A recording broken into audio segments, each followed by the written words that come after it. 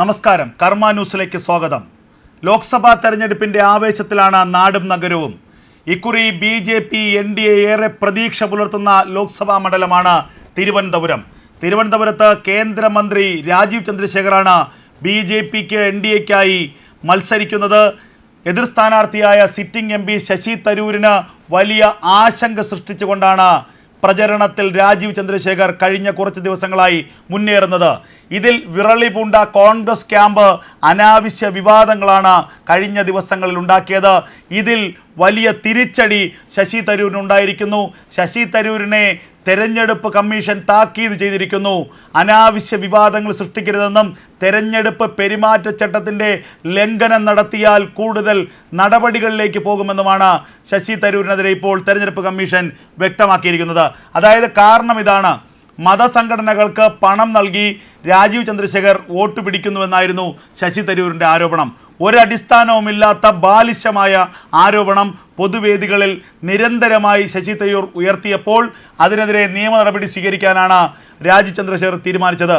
ആദ്യഘട്ടത്തിൽ അദ്ദേഹം പറഞ്ഞു, ഏതെങ്കിലും തരത്തിൽ തെളിവുണ്ടെങ്കിൽ നിങ്ങൾ തെളിവ് ഹാജരാക്കൂ. തെളിവ് ഹാജരാക്കാതെ ഇങ്ങനെ അനാവശ്യ വിവാദങ്ങൾ എന്തിനാണ് ഉണ്ടാക്കുന്നത്? പ്രത്യേകിച്ച് തീരദേശ മേഖലകളിൽ രാജീവ് ചന്ദ്രശേഖർ കൃത്യമായ പ്രചരണം നടത്തുകയും അവിടെയുള്ള വോട്ടർമാരിൽ വലിയ സ്വാധീനം ചെലുത്താൻ കഴിയുകയും ചെയ്ത സാഹചര്യത്തിലാണ് ഹാലിളകിയ കോൺഗ്രസ് നേതാക്കൾ, പ്രത്യേകിച്ച് സ്ഥാനാർത്ഥിയായ ശശി തരൂർ തന്നെ ആ തീരദേശ മേഖലകളിലെ മതസാമുദായിക സംഘടനകൾക്ക് ശശി തരൂർ വൻതോതിൽ പണം നൽകുന്നു. ആ പണം നൽകി തീരദേശ മേഖലകളിലെ ഒക്കെ വോട്ട് മറിക്കാൻ നോക്കുന്നു എന്ന ആരോപണം ഉന്നയിച്ചത്. അത് ആദ്യഘട്ടത്തിൽ ഈ ആരോപണത്തിൽ മാപ്പ് പറയാൻ ആവശ്യപ്പെട്ടുവെങ്കിലും ആരോപണം തരൂർ തുടർന്നതോടുകൂടിയാണ് നിയമപരമായ നടപടിയിലേക്ക് BJPയും NDAയും കടന്നത്. തുടർന്ന് അതായത് BJPയുടെ സംസ്ഥാന ലീഗൽ സെൽ കൺവീനർ JR പത്മകുമാറും NDAയുടെ തിരുവനന്തപുരം ജില്ലാ കൺവീനറായ VV രാജേഷും തെരഞ്ഞെടുപ്പ് കമ്മീഷന് പരാതി നൽകി. കമ്മീഷൻ കൃത്യമായ നോട്ടീസ് ശശി തരൂരിന് നൽകി. എന്നാൽ അഴകുഴമ്പൻ മറുപടിയാണ് ശശി തരൂർ അതിന് നൽകിയത്. തനിക്ക് നേരിട്ട് അറിവുള്ള കാര്യമല്ലെന്നും ആരൊക്കെയോ പറഞ്ഞു കേട്ടുള്ള അറിവാണെന്നും അത് താൻ പങ്കുവച്ചത് മാത്രമേ ഉള്ളൂ എന്ന തരത്തിലുള്ള അഴകുഴമ്പൻ മറുപടിയാണ് തരൂർ നൽകിയത്. അത് മാത്രവുമല്ല, താൻ ആരുടെയും പേരെടുത്ത് പരാമർശിച്ചിട്ടില്ല, ഏതെങ്കിലും രാഷ്ട്രീയ പാർട്ടിയുടെ പേരെടുത്ത് പരാമർശിച്ചിട്ടില്ല, ഏതെങ്കിലും സ്ഥാനാർത്ഥിയുടെ പേരെടുത്ത് പരാമർശിച്ചിട്ടില്ല തുടങ്ങിയ മുടന്തൻ ന്യായങ്ങൾ മാത്രമാണ് തരൂരിന് നിരത്താനുണ്ടായിരുന്നത്. ഇതോടുകൂടിയാണ് തെരഞ്ഞെടുപ്പ് കമ്മീഷൻ ശശി തരൂരിനെ ശാസിച്ചത്. തരൂരിനെ മാത്രമല്ല, 24 ന്യൂസ് ഈ വാർത്ത നിരന്തരം പ്രക്ഷേപണം ചെയ്തത് 24 ന്യൂസാണ്. ആ 24 ന്യൂസിനെയും തെരഞ്ഞെടുപ്പ് കമ്മീഷൻ ശാസിച്ചിരിക്കുന്നു എന്നുള്ള വാർത്തകളാണ് ഇപ്പോൾ പുറത്തു വരുന്നത്. എന്തായാലും തെരഞ്ഞെടുപ്പിൽ ശശി തരൂരിന് ഒരു തിരിച്ചടി ഉണ്ടായിരിക്കുന്നു എന്നുള്ളതാണ് ഏറ്റവും പ്രധാനമായും തിരുവനന്തപുരത്ത് നിന്ന് നൽകാൻ കഴിയുന്ന വാർത്ത. കാരണം വീറും വാശിയും ഏറെയാണ്, ഇഞ്ചോടിഞ്ച് പോരാട്ടമാണ്. തിരുവനന്തപുരത്ത് രണ്ട് സ്ഥാനാർത്ഥികൾ തമ്മിലുള്ള നേരിട്ടുള്ള മത്സരമാണ്. NDA സ്ഥാനാർത്ഥിയായിട്ടുള്ള രാജീവ് ചന്ദ്രശേഖറും UDF സ്ഥാനാർത്ഥിയായ ശശി തരൂരും തമ്മിലുള്ള മത്സരം. ആ മത്സരത്തിൽ ആര് വിജയിക്കും ആര് തോൽക്കും എന്നുള്ളത് പറയാൻ കഴിയാത്ത ഫോട്ടോ ഫിനിഷിലേക്ക് പോകുമ്പോൾ ഏത് തരത്തിൽ രാജീവ് ചന്ദ്രശേഖരനെ മലർത്തിയടിക്കാൻ കഴിയുമെന്ന് തലപുകഞ്ഞ് ആലോചിക്കുകയാണ് ശശി തരൂർ. ശശി തരൂർ ക്യാമ്പിന് ആകെ പരിഭ്രാന്തി ഉണ്ടായത് പ്രചരണത്തിൻ്റെ ആദ്യ ദിനങ്ങളിൽ രാജീവ് ചന്ദ്രശേഖർ നേടിയ ഒരു മുൻകൈയാണ്. നേരത്തെയൊക്കെ തീരദേശ മേഖലകളൊക്കെ തന്നെ കോൺഗ്രസിൻ്റെ കോട്ടകളായിരുന്നു, കുത്തകയായിരുന്നു. തീരദേശ മേഖലകളിലെ വോട്ട് കൊണ്ടാണ് കഴിഞ്ഞ 3 തവണയും ശശി തരൂർ വിജയിച്ച് കയറിയത്. ആ വോട്ടുകളൊക്കെ തന്നെ കോൺഗ്രസിൻ്റെ പോക്കറ്റിൽ കിടക്കുന്ന വോട്ടുകൾ എന്നൊരു ധാരണ കോൺഗ്രസിനുണ്ടായിരുന്നു. എന്നാൽ തീരമേഖലകളിൽ ആദ്യഘട്ടത്തിൽ കൃത്യമായ ഫോക്കസ് ചെയ്യാൻ രാജീവ് ചന്ദ്രശേഖറിന് കഴിഞ്ഞു. കഴിഞ്ഞ കാലങ്ങളിൽ അവഗണന നേരിട്ട ആ മേഖലയിൽ കൃത്യമായ ഒരു പദ്ധതി തയ്യാറാക്കിക്കൊണ്ട് അവിടെ പ്രവർത്തനം വ്യാപിപ്പിച്ചു രാജീവ് ചന്ദ്രശേഖർ. അതുമാത്രവുമല്ല, നരേന്ദ്രമോദി സർക്കാരിൻ്റെ വികസനങ്ങളെക്കുറിച്ച് തീരമേഖലകളിലെ ജനങ്ങൾക്ക് കൃത്യമായ ഒരു അവഗാഹം ഉണ്ടായിക്കൊടുത്തു. ഏറ്റവും പ്രധാനപ്പെട്ട കാര്യം, അവിടുത്തെ ജനങ്ങളുടെ ആവശ്യപ്രകാരം കേന്ദ്ര സർക്കാർ കൃത്യമായി ഇടപെടുകയും തൊട്ടടുത്ത ദിവസം തന്നെ പുലിമുട്ട് നിർമ്മാണത്തിനുള്ള നടപടികൾ ആരംഭിക്കുകയും ചെയ്തു. അപ്പോൾ ജനങ്ങൾക്കൊരു കാര്യം മനസ്സിലായി, ഇത് കൃത്യമായി എന്തെങ്കിലും കാര്യങ്ങൾ ചെയ്യുന്ന ഒരു വ്യക്തിയാണ്. ആ ഓരോ മേഖലകളുടെയും ആവശ്യങ്ങൾ എന്തെന്ന് മനസ്സിലാക്കിക്കൊണ്ട് ആ നിമിഷം തന്നെ അതിന് പരിഹാരം കാണാനുള്ള ഒരു കൃത്യമായ സംവിധാനമുള്ള വ്യക്തിയാണ്. ഈ വ്യക്തിയെ ഈ മണ്ഡലത്തിൽ നിന്ന് നമ്മൾ വിജയിപ്പിച്ചയച്ചാൽ കൃത്യമായി മണ്ഡലത്തിൽ വികസനം ഉണ്ടാകും. അല്ലാതെ 3 തവണ വിജയിച്ചിട്ടും ഈ തിരുവനന്തപുരത്തിന് വേണ്ടി ഒന്നും ചെയ്യാത്ത ഒരാളെ ഇനി എന്തിനാണ് നമ്മൾ വിജയിപ്പിച്ചയക്കേണ്ടത്? ഈ ചിന്ത തീരദേശ ജനങ്ങൾക്കിടയിൽ കുറേയെങ്കിലും ഉണ്ടായി.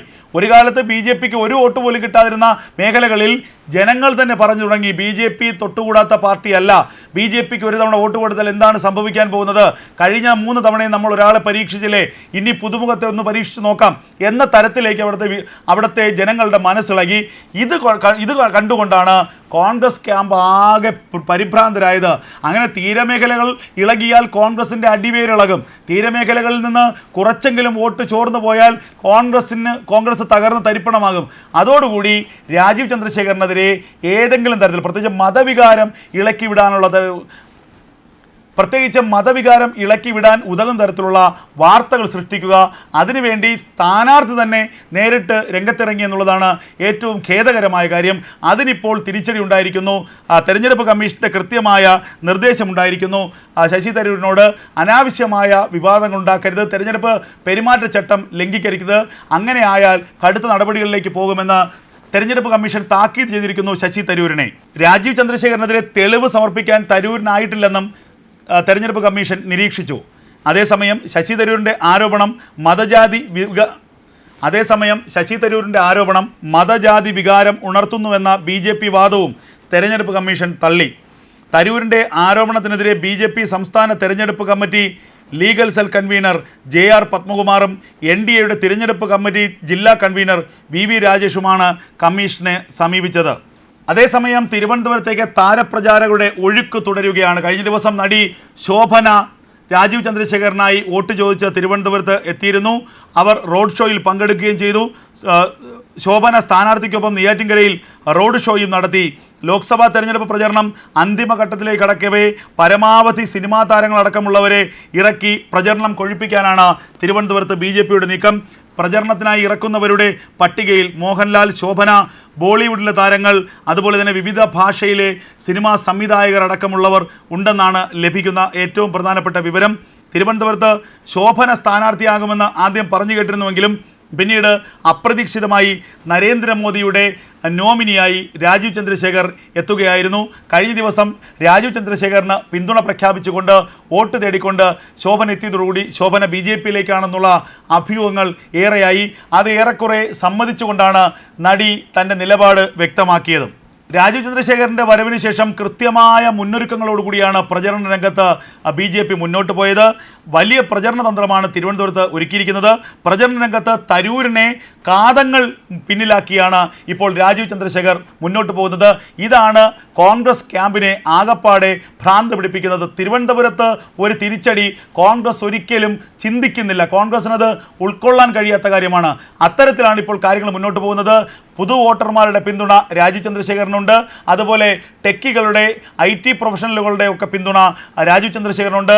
തിരുവനന്തപുരം മണ്ഡലത്തിലെ ഒരു പ്രധാന വോട്ടർമാരെന്ന് പറയുന്നത് മിഡിൽ ക്ലാസും അതിന് മുകളിലുള്ള അപ്പർ ക്ലാസ് വോട്ടർമാരാണ്. അവരിൽ രാജീവ് ചന്ദ്രശേഖരന് വലിയ പ്രതീക്ഷയുണ്ട്. നേരത്തെ ശശി തരൂർ ഒരു ആഗോള പൗരനായിരുന്നു, വിശ്വപൗരനായിരുന്നു എന്ന ഇമേജോടുകൂടി നിന്നപ്പോൾ അന്ന് തരൂരിനെ പിന്തുണച്ചതും ഈ ഒരു അപ്പർ ക്ലാസ് മിഡിൽ ക്ലാസ് വോട്ടർമാരാണ്. അവർ ഇക്കുറി ശശി തരൂരിനെ കൈവിട്ട് രാജീവ് ചന്ദ്രശേഖരനെ ചേർത്ത് പിടിക്കാനാണ് സാധ്യത. അങ്ങനെയെങ്കിൽ രാജീവ് ചന്ദ്രശേഖരൻ്റെ വിജയം അനായാസമാകും.